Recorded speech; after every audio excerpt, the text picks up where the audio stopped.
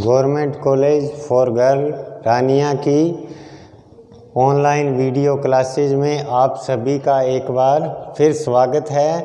आज हम इकोनॉमिक्स का राष्ट्रीय आय से संबंधित नेक्स्ट टॉपिक करने जा रहे हैं।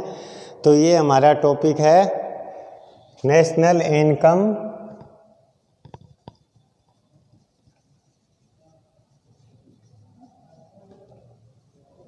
Eight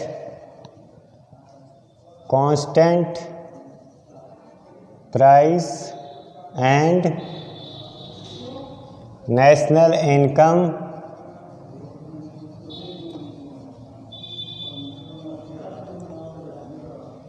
at current price.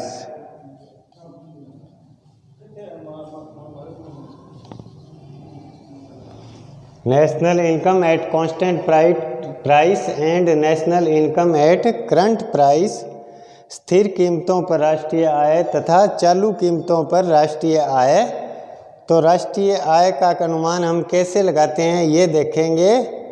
राष्ट्रीय आय का national income is equal to summation P into G. यहाँ एन वाई क्या है मैं लिख देता हूँ। नेशनल इनकम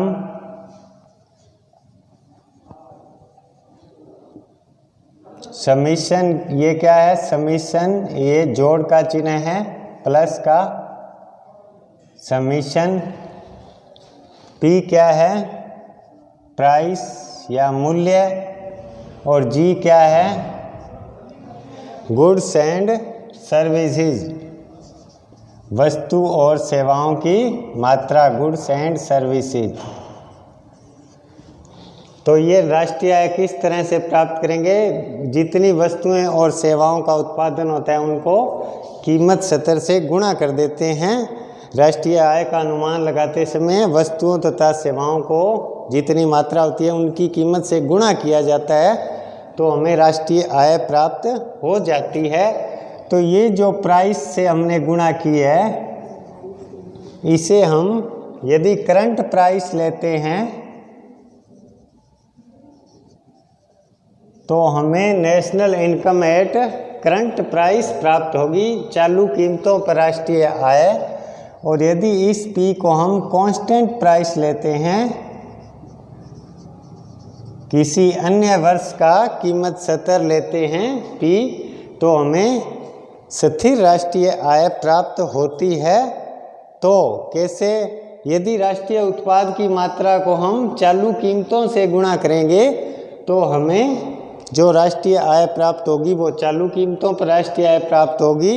इसके विपरीत यदि राष्ट्रीय उत्पाद की मात्रा को किसी अन्य वर्ष, जिसे आधार वर्ष भी कहते हैं, बेस ईयर,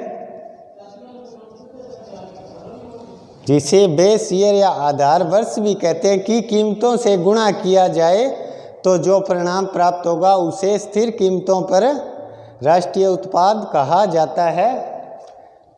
कीमतों में प्राय परिवर्तन होता रहता है। कीमतें आप जैसा कि जानते हो घटती बढ़ती रहती हैं। इसके फलस्वरूप क्या होता है, कई बार किसी अर्थव्यवस्था में वस्तुओं तथा सेवाओं की मात्रा में बिना कोई परिवर्तन हुए राष्ट्रीय आय कम या अधिक हो जाती है। किस कारण, कीमतों के कारण।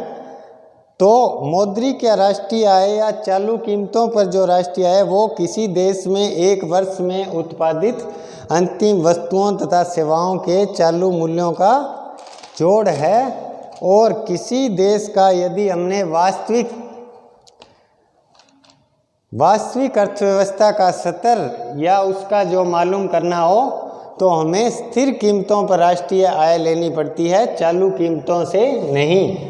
चालू कीमतों पर राष्ट्रीय आय में प्राय भ्रम हो जाता है, क्योंकि जैसा कि राष्ट्रीय आय निकालने का फार्मूला अभी हमने देखा था, net national income into P into G. राष्ट्रीय आय समीशन प्राइस इंटू जी को वस्तुओं और सेवाओं की मात्रा। तो यदि वस्तुओं और सेवाओं की मात्रा समान रहे और अकेली कीमतें बढ़ जाएं तो भी चालू कीमतों पर हमें लगेगा कि राष्ट्रीय आय बढ़ गई है। तो एक एग्जाम्पल लेते हैं हम। जैसे किसी अर्थव्यवस्था में 3 वस्तुओं का उत्पादन हो रहा है, गेहूं, कपड़ा और चीनी। किसी अर्थव्यवस्था में 3 वस्तुओं का उत्पादन हो रहा है। ये क्या है? वस्तु, यहाँ ले लेंगे वर्ष, वस्तु, वर्ष, मात्रा, कीमत और कुल मूल्य। यहाँ लेंगे मात्रा, यहाँ पर कीमत और यहाँ कुल मूल्य। तो किस तरह से लेंगे ये देखो। 2004-05 वर्ष ले लिया मान लो एग्जाम्पल में हमने, तो गेहूं की कितना उत्पादन हुआ? 20 टन।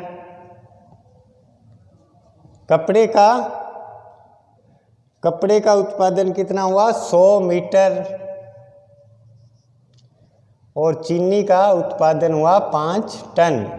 2004-05 में किसी अर्थव्यवस्था में 3 वस्तुओं का इस तरह से उत्पादन किया गया और इनकी कीमत थी उस समय 100 रुपये, 5 रुपये और 500 रुपये। 100 रुपये प्रति टन कपड़े की, 5 रुपये प्रति मीटर और चीनी की 500 रुपये प्रति टन। इनका कुल मूल्य निकालेंगे। कुल मूल्य कैसे निकालते हैं? जो वस्तुओं तथा सेवाओं का जितना उत्पादन किया जाता है उसको कीमत से गुणा कर देंगे।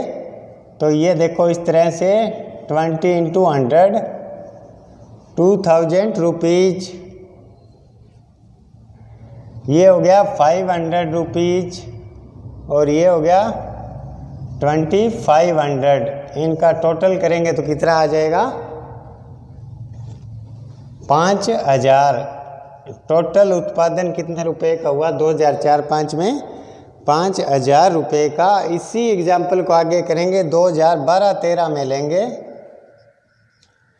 यही 3 वस्तुएं, गेहूं, कपड़ा और चीनी। इनका उत्पादन कितना हुआ इस वर्ष? वही सेम उत्पादन 20 टन,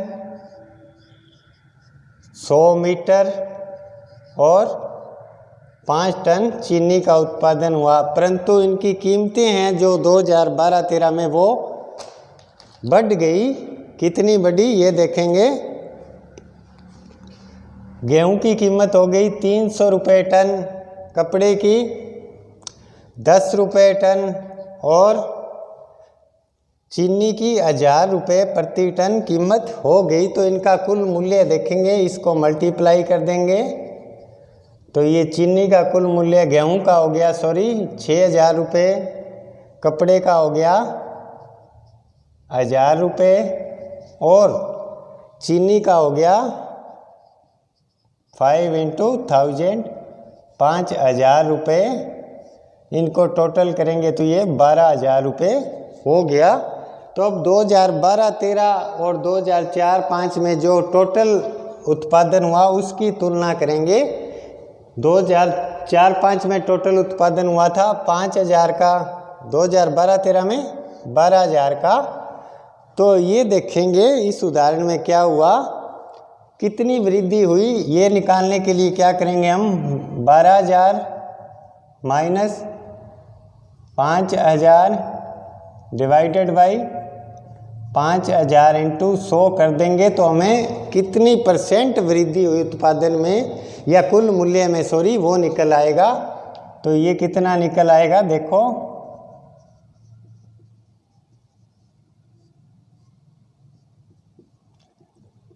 तो कुल मूल्य में 140% की वृद्धि हुई है इस उदाहरण में 2004-05 से 2012-13 तक। परंतु आप देख रहे हैं कि जो उत्पादन है वो मात्रा या उत्पादन कितना था 2004-05 में, गेहूं 20 टन, कपड़ा 100 मीटर और चीनी 5 टन उत्पादन हुआ था। इसी तरह 2012-13 में गेहूं 20 टन, कपड़ा 100 मीटर, चीनी 5 टन उत्पादन उतना ही रहा। वस्तुओं और सेवाओं के उत्पादन में कोई वृद्धि नहीं हुई। जो ये 140% की वृद्धि हुई है ये केवल और केवल कीमतों में वृद्धि के कारण हुई है। तो इस तरह से चालू कीमतों पर यदि हम राष्ट्रीय आय की गणना करते हैं और किन्हीं अर्थव्यवस्थाओं की इन चालू कीमतों पर राष्ट्रीय आय से तुलना करेंगे तो हमें भ्रम हो जाता है कि राष्ट्रीय आय बढ़ी है, परंतु वास्तव में राष्ट्रीय आय बढ़ी नहीं, उतनी ही है, क्योंकि वस्तुओं और सेवाओं का उत्पादन उतना ही है। ये जो राष्ट्रीय आय 140% की बढ़ोतरी हुई है, ये केवल और केवल कीमत बढ़ने के कारण हुई है, उत्पादन में कोई वृद्धि नहीं हुई। तो इस तरह से ये केवल मौद्रिक आय में परिवर्तन है, जो एग्जाम्पल हमने देखा है मौद्रिक आय में परिवर्तन हुआ है, मौद्रिक आय या चालू आय में, वास्तविक आय में कोई परिवर्तन नहीं हुआ। अब हम देखेंगे वास्तविक आय में किस तरह से परिवर्तन होता है, वो ज्ञात करेंगे। इसमें केवल कीमतें बढ़ी हैं और जो वास्तविक आय में परिवर्तन होता है वो वस्तुओं तथा सेवाओं की मात्रा बढ़ने से होगा, केवल कीमतें बढ़ने से नहीं। वास्तविक आय में परिवर्तन देखेंगे।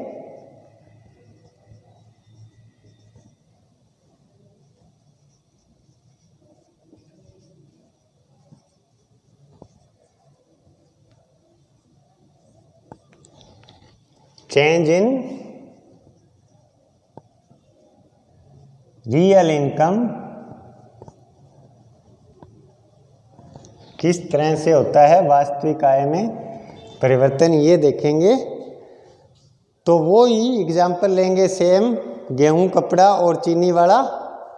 यहाँ लेंगे वर्ष, यहाँ वस्तु, यहाँ मात्रा, कीमत और लास्ट कॉलम में क्या लिया था, कुल मूल्य।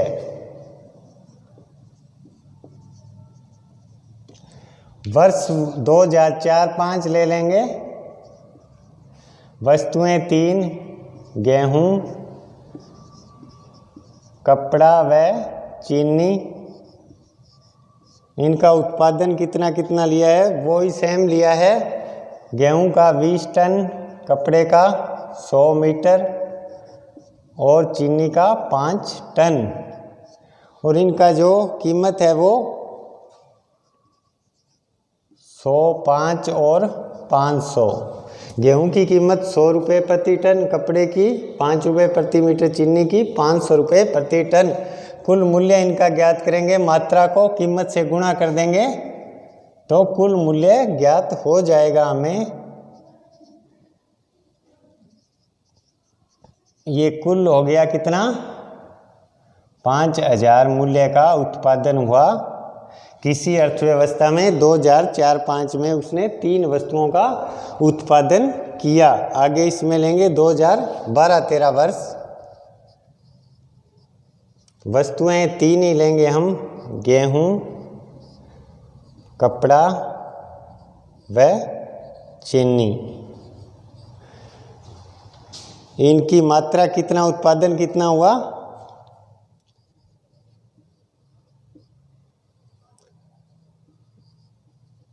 कब इनका उत्पादन हुआ, गेहूं का उत्पादन 30 टन, कपड़े का 200 मीटर, चीनी का 10 टन।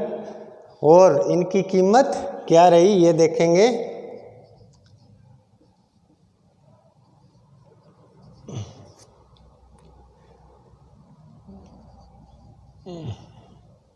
इनका कुल मूल्य निकालने के लिए कीमत को मात्रा से गुणा कर देंगे तो इनका कुल मूल्य निकल आएगा।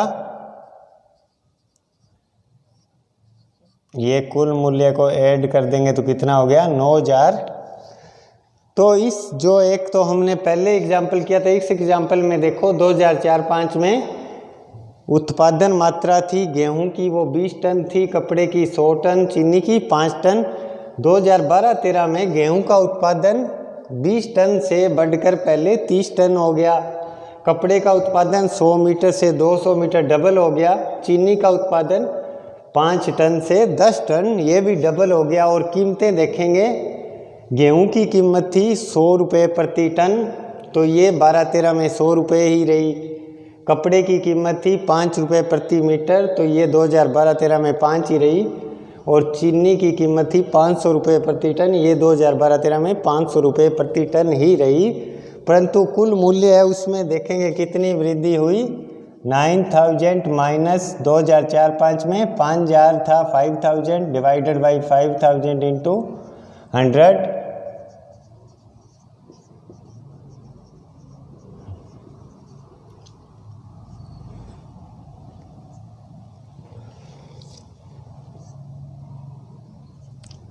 %80 की वृद्धि हुई कुल मूल्य में। और ये वृद्धि कीमतों के कारण नहीं बल्कि उत्पादन बढ़ने से हुई है। तो इस तरह से ये वास्तविक आय में परिवर्तन हुआ है, केवल मौद्रिक आय में नहीं। जो पिछला एग्जाम्पल लिया था हमने उसमें केवल मौद्रिक आय में परिवर्तन हुआ था। ये स्थिर कीमतों पर राष्ट्रीय आय में वृद्धि हुई है। स्थिर कीमतें क्योंकि कीमतें 2004-05 और 2012-13 की स्थिर हैं, सेम हैं, तो इस तरह से वास्तविक आय में वृद्धि हुई है। तो एक देश की जो वास्तविक प्रगति का अनुमान, वास्तविक प्रगति का अनुमान लगाने के लिए विभिन्न वर्षों की राष्ट्रीय आय एक विशेष वर्ष के कीमत स्तर पर मापी जाती है। एक देश की वास्तविक मौद्रिक प्रगति का अनुमान लगाने के लिए उस देश की विभिन्न वर्षों की आय एक विशेष वर्ष के कीमत स्तर पर मापी जानी चाहिए और उस विशेष वर्ष को बेस ईयर भी कहा जाता है, तो उस पर मापी जानी चाहिए। वास्तविक आय या स्थिर कीमतों पर राष्ट्रीय आय इस तरह से हम माप सकते हैं। तो अब मौद्रिक राष्ट्रीय आय का वास्तविक राष्ट्रीय आय में परिवर्तन करना, ये देखेंगे।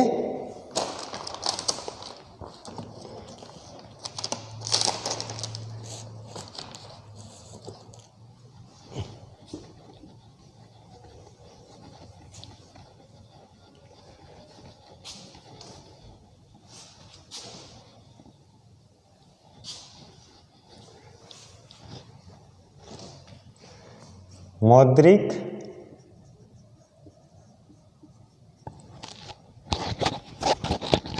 राष्ट्रीय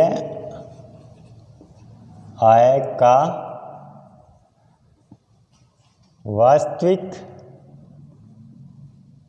राष्ट्रीय आय में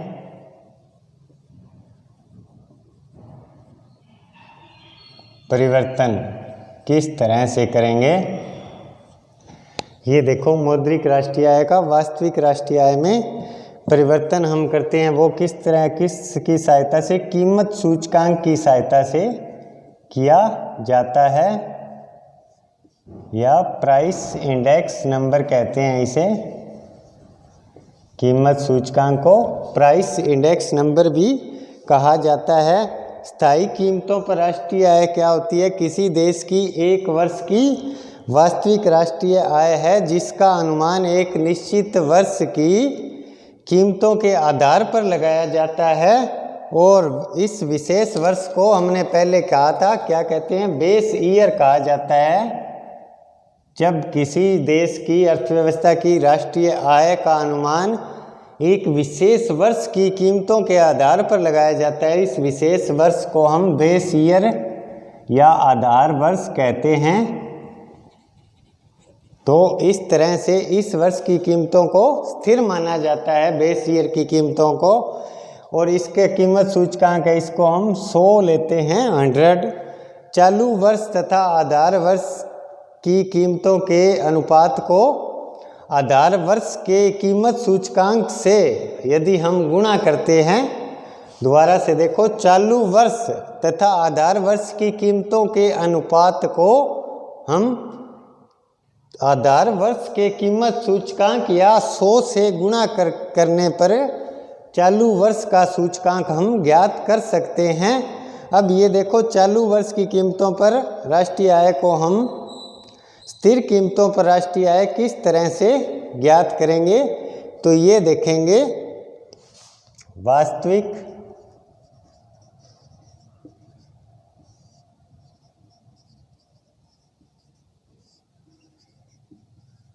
वास्तविक राष्ट्रीय आय या स्थिर कीमतों पर राष्ट्रीय आय। हमें चालू वर्ष की कीमतों पर राष्ट्रीय आय दी हुई है, तो किस तरह से ज्ञात करेंगे ये देखो।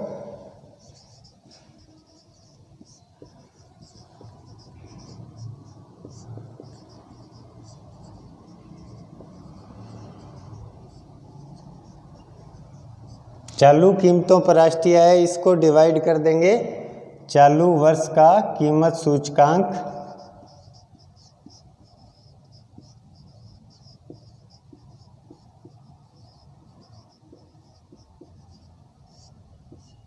और इसको मल्टीप्लाई कर देंगे 100 से, तो हमें वास्तविक जो चालू कीमतों पर राष्ट्रीय आय है वो वास्तविक राष्ट्रीय आय या स्थिर कीमतों पर राष्ट्रीय आय में बदल जाएगी। और चालू वर्ष का कीमत सूचकांक देखें किस तरह से हम ज्ञात करेंगे। ये है जो चालू वर्ष का कीमत सूचकांक हम किस तरह से ज्ञात करेंगे ये देखेंगे। यहाँ लेंगे हम चालू वर्ष की कीमतें, इनको डिवाइड कर देंगे आधार वर्ष की कीमतों से,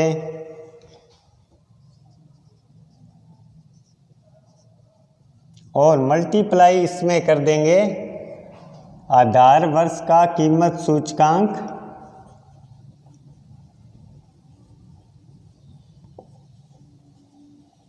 या 100 से इसे मल्टीप्लाई कर देंगे। चालू वर्ष का कीमत सूचकांक प्राप्त करने के लिए चालू वर्ष की कीमतें डिवाइडेड बाई आधार वर्ष की कीमतें इनटू आधार वर्ष का कीमत सूचकांक। अब इसको एक एग्जांपल से समझेंगे हम, इस जो कन्वर्जन किस तरह से करेंगे, conversion of monetary income into real income. तो यहाँ एग्जांपल लेंगे क्या, वर्ष लेंगे, आगे लेंगे हम चालू कीमतों पर मौद्रिक आय, यहाँ दिया हुआ है चालू कीमतों पर मौद्रिक आय, और आगे की इस अगले कॉलम में कीमतों का सूचकांक,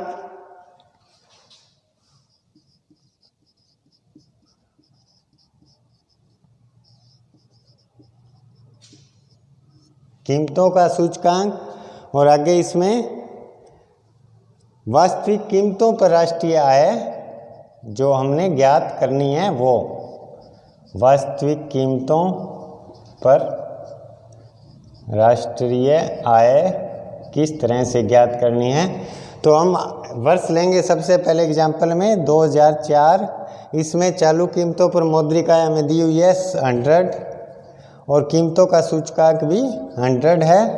अगला जो एग्जांपल है ये अपना, इसमें 2012 वर्ष दिया हुआ है, इसमें चालू कीमतों पर राष्ट्रीय आय 200 रुपये और कीमतों का सूचकांक 400 रुपये दिया हुआ है। तो हमें चालू कीमतों पर मौद्रिक आय उसको वास्तविक कीमतों में बदलना है, तो इस एग्जाम्पल से बदलेंगे। चालू कीमतों पर राष्ट्रीय आय कितनी है 2004 में 100, और चालू वर्ष का कीमत सूचकांक कितना है 100, इसको मल्टीप्लाई करेंगे 100 से, तो ये कितनी आ गई 2004 में जो वास्तविक आय है वो 100 रुपये आ गई। 2012 की देखो चालू कीमतों पर राष्ट्रीय आय कितनी दी हुई है 200, इसको चालू वर्ष का कीमत सूचकांक कितना है 400, मल्टीप्लाई करेंगे 100 से, तो ये कितना आ गया 50। तो 2012 में जो वास्तविक आय है वो 50 हो गई। ये इस एग्जाम्पल में देखो 2004 में तो आय चालू कीमतों पर थी 100 रुपये और 2012 में चालू कीमतों पर आय है 200 रुपये, इससे डबल हुई। पर इसके बावजूद, डबल होने के बावजूद चालू कीमतों पर राष्ट्रीय मौद्रिक आय या राष्ट्रीय आय है वो वास्तविक कीमतों पर राष्ट्रीय आय क्या हुआ 2004 में 100 रुपये थी, 2012 में आधी हो गई। यहाँ ये चालू कीमतों पर डबल हुई, वास्तविक कीमतों पर आधी हो गई। क्यों, क्या कारण रहा इसका कि जो कीमतों का सूचकांक है वो इसका 4 गुना बढ़ गया 2004 से 2012 तक। तो इस तरह से जो कीमतें बढ़ने से क्या हुआ कि वास्तविक राष्ट्रीय आय कम हो गई। और यदि हम चालू कीमतों पर मौद्रिक आय या राष्ट्रीय आय देखें तो ये डबल हुई लगती है हमें। तो इसी कारण किसी देश की अर्थव्यवस्था की वास्तविक स्थिति का हमें अध्ययन करना हो तो हमें वास्तविक राष्ट्रीय आय या स्थिर कीमतों पर राष्ट्रीय आय की ही माप करना चाहिए और इसी आय पर ही अन्य अर्थव्यवस्थाओं से तुलना करनी चाहिए, क्योंकि चालू कीमतों पर जो मौद्रिक आय है वो कई बार गलत तस्वीर शो कर देती है किसी अर्थव्यवस्था की। जैसे इस एग्जाम्पल में हुआ अपने यहाँ 2004 में 100 से 12 तक आय बढ़कर डबल हो गई चालू कीमतों पर, परंतु वास्तविक कीमतों पर जो आय है वो आधी रह गई। इसका कारण क्योंकि कीमतों का सूचकांक या प्राइस है वो 2004 से 2012 तक 4 गुना बढ़ चुका। तो इस तरह से ये हमारा लेसन आज कंप्लीट हुआ। Thank you.